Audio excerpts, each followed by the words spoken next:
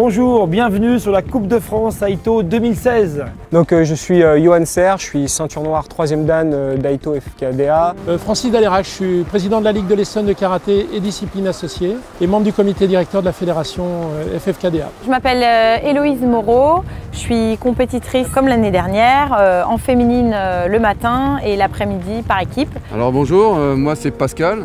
Et moi c'est Guillaume. Cette Coupe de France 2016, on a rajouté quelques petites nouveautés qui vont pimenter un petit peu le programme. Vous allez pouvoir les constater de par vous-même, en fait, notamment sur la partie gestion émotionnelle. Alors les épreuves, là on commence par un parcours physique. Donc vous avez une montée d'escalier, vous avez à ramper, du saut de haie avec des poids, une charrette avec 25 kg dessus ou 50 kg, à tirer dans du sable. Le parcours physique qui était court mais très intense, qui met dans le rouge pour tous les autres ateliers à venir. Ensuite, vous allez intégrer sous un petit passage, il y a 2 plastrons, 2 hommes habillés en Blackman et Blueman, donc c'est des hommes protégés. Ils vous empêchent de passer et ils vous maintiennent pendant 30 secondes, c'est pour vous fatiguer au final. Ensuite, vous allez effectuer un petit parcours de course à pied avec 2-3 flexions, juste pour vous fatiguer. Vous avez 2 personnes qui vous attendent avec des boucliers, faut les percuter et vous enfuir rapidement. De là, vous allez à l'atelier secouriste. Vous avez plusieurs phases, vous avez quelqu'un qui peut s'être coupé, une hémorragie, quelqu'un qui a fait un malaise, quelqu'un qui a fait une fracture. Ensuite, vous avez un atelier pied-point sur des cibles, les PAO.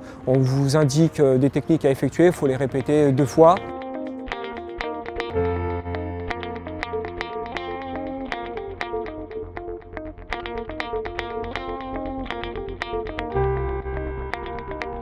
Ensuite, il y a une personne qui est victime d'une agression, l'individu est armé d'un couteau. Vous avez 3 minutes pour régler cette situation. Une fois que vous avez terminé ça, vous allez enchaîner avec un atelier combat complet, c'est-à-dire vous êtes face à un plastron, on vous donne des thèmes. Ça commence debout et ça finit au sol avec une finalisation au sol. Ça peut être une clé de bras, un étranglement, enfin au choix. Une fois que c'est terminé, vous allez faire un atelier où là, vous avez un individu qui vous attend, qui est armé d'un couteau et il faut le désarmer et le maîtriser. J'attends beaucoup de cet après-midi. Par équipe, c'est super intéressant. C'est une autre façon de voir les choses.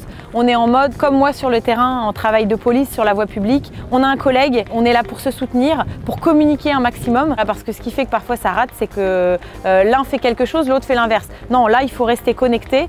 Alors nous aussi, on va concourir en équipe cet après-midi. Qui dit concourir en équipe, qui dit esprit de cohésion. On va reprendre à peu près tout ce qu'ont fait les individuels ce matin. On va le refaire en équipe de 2. La nouveauté, c'est que ça prend de l'ampleur. Il y a plus de participants, on est à presque 70 participants. C'est 30 de plus que l'an dernier. Les gens viennent de partout. On a des gens de Biarritz, Strasbourg, de Metz, de Lyon, donc vraiment de toute la France. Les ateliers sont notés sur 20 points. Il y a 8 ateliers et les calculs se font automatiquement. On a mis tout ce qu'il fallait pour que ce soit assez simple au niveau des résultats. C'est vrai qu'on aide surtout au niveau matériel et au niveau logistique. Je suis dans la vie policière municipale. Pour moi, c'est un sport, mais pas que, puisque j'utilise aussi l'Aito dans ma vie professionnelle, sur le terrain au quotidien, tous les jours. Pour finaliser tout ça, c'est une très bonne compétition. Ça montre pas mal de choses et surtout des choses qui peuvent nous arriver dans la vie de tous les jours. Le rapport de l'Aito avec la self-défense. On est au volant de sa voiture, on se fait agresser.